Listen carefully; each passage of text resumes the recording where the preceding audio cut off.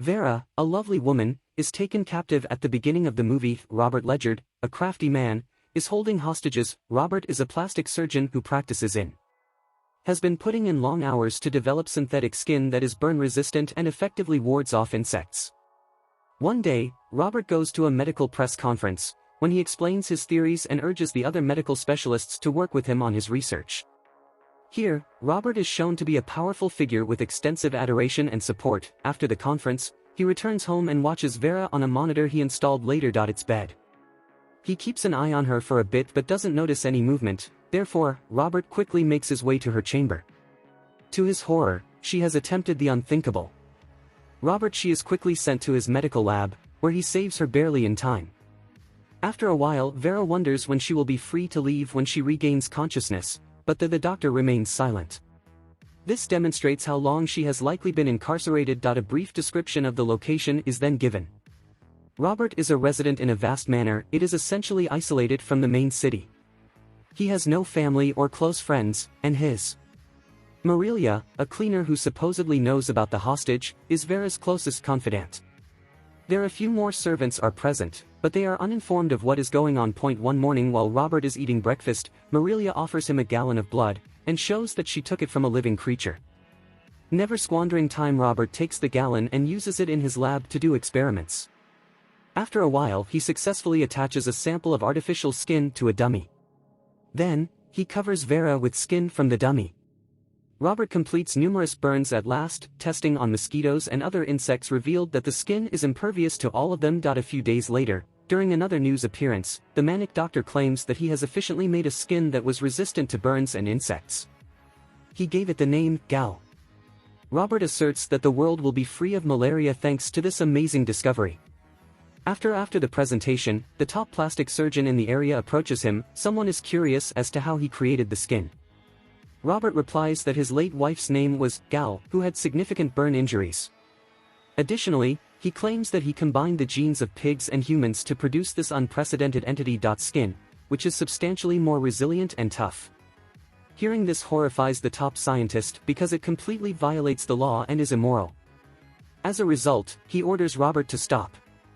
If he doesn't assist him with his research, he even threatens to condemn him to the board. At night, a despondent Robert enters Vera's room and tells her that he has completed everything. His examination of her. This excites Vera, and she begs him to let her leave. But once more, Robert is completely silent. After some time has passed, Marilia instructs Robert to fire Vera.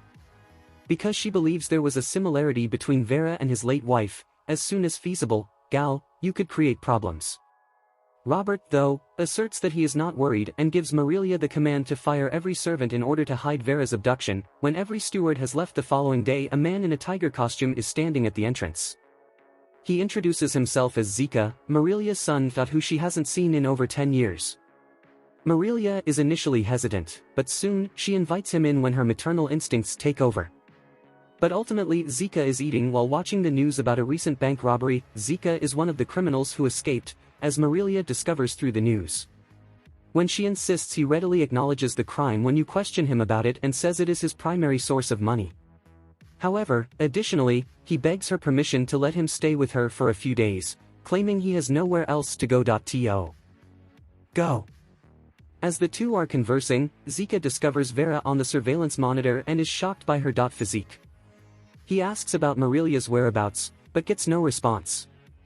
In an endeavor to find the young woman before he goes in pursuit of Vera, Zika ties his mother to a chair. He eventually finds her room and starts making demands of her. Oddly, Zika proclaims his amazement while doing this. Observing her living. Vera truly resembles Robert's late wife Gal in a startling way. At that particular moment, Robert arrives home and finds Marilia firmly bound to the chair. He checks the video and sees the invader attacking Vera. Furious, Zika is instantly killed as soon as he enters the room brandishing a gun. Then, he promises to never let Vera leave his sight again while holding her in his arms. Shortly after, Marilia is cleaning the blood-stained bedding. She tells Vera that the late Zika and Robert were brothers. Despite the fact that only she is aware of it. Zika was a builder's child. She had previously worked for a wealthy businessman who was the father of Robert. This implies that Marilia is Robert's biological mother, but Robert is completely ignorant of this. Vera asks Marilia why Zika seemed to know when they next meet that night. Her Marilia replies that he mistook her for Robert's wife Gal because she resembles her exactly.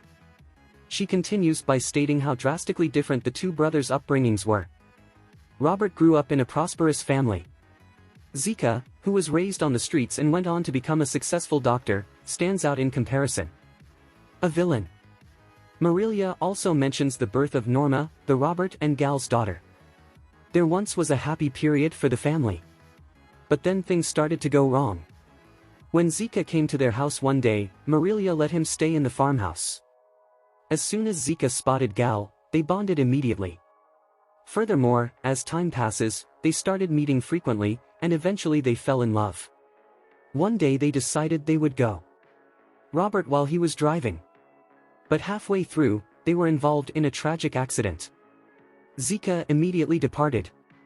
He escaped the approaching fire of the car, leaving his lover behind. Robert showed up on the scene. His wife was in a vegetative state and hardly recognized. But despite this, Robert never gave up and takes very good care of his wife. He even eliminated all Gal took the mirrors out of the house so she wouldn't feel self-conscious about how she looked. Over several months, Gal fully recovered, but her once beautiful face was irreversibly harmed. One day, she unintentionally peered through a window and gasped at what she saw. She was different. She had no desire to live, so she jumped out of the window. Everything came to a close. Sadly, Norma was horrified to find her lifeless body. What you observe. A few days later, she followed suit and also did the unthinkable. Right now, Vera and Robert are sexually active. He regrets not being at his. He really adores his wife, therefore he indulges in her desires. When finished together, they kiss and take a nap. While he is dreaming, Robert sees his daughter dying. The following situation occurs while Norma is still recuperating from the ordeal 6 years earlier. Of her mother's dying. One evening, Robert and Norma attend a large party, and shortly after, she mysteriously vanishes. Robert looks for her and moves around. He sees a man riding quickly by. Later, he discovers Norma unresponsive near a thick trunk.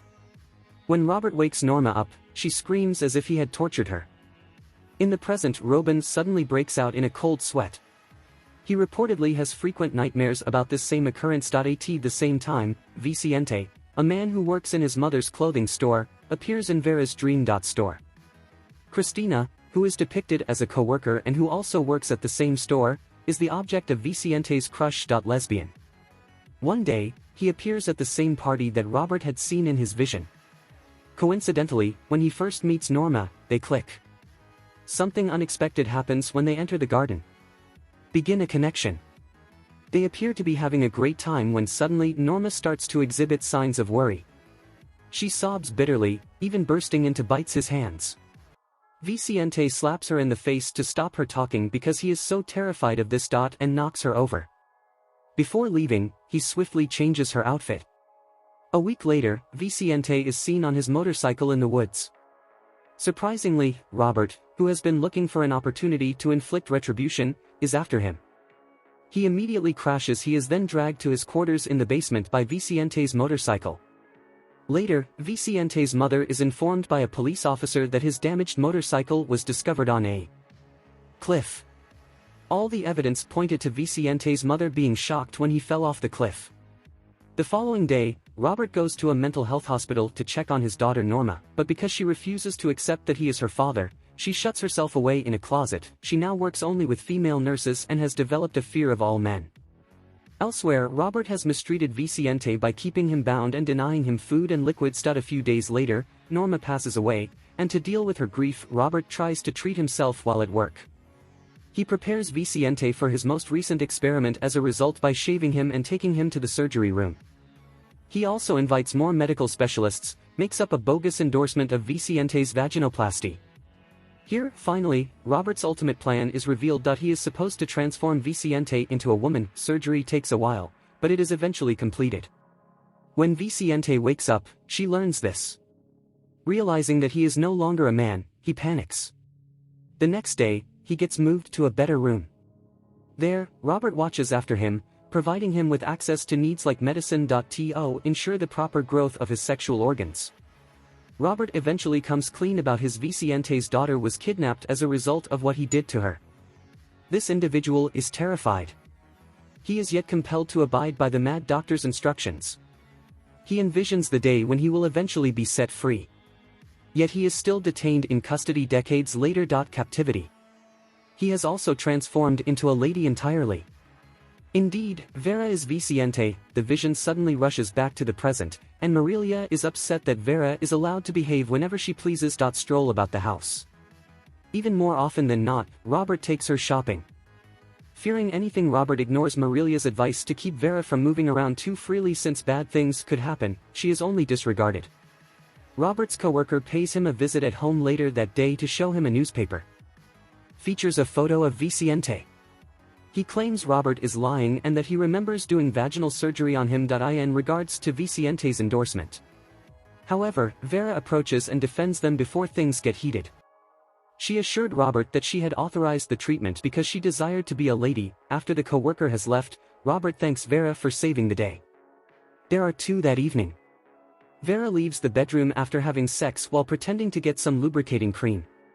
But it's clear that she has other objectives. She hides a revolver by removing it from a drawer inside of her bag. She gathers her strength and goes up to Robert, confessing she was pretending to care about him. Vera cuts Robert off before he can finish what he was about to say. Shoots him to death. Marilia, who is downstairs, is startled by the noise and rushes to the scene. Sadly, she receives the same treatment as her employer when it comes to passing away. In the final scene, Vera enters her mother's store and runs across her ex-boyfriend, Christina. Vera finally reveals her full past after a lengthy conversation. Being kidnapped hostage, then being made forcibly female. She even shows off apparel from 6 years ago to illustrate in reality, she is Vicente. When Christina learns all of this, she starts to cry. The movie ends as Vera informs her mother that Vicente, her long-lost son, is indeed present when she at last gets to visit her.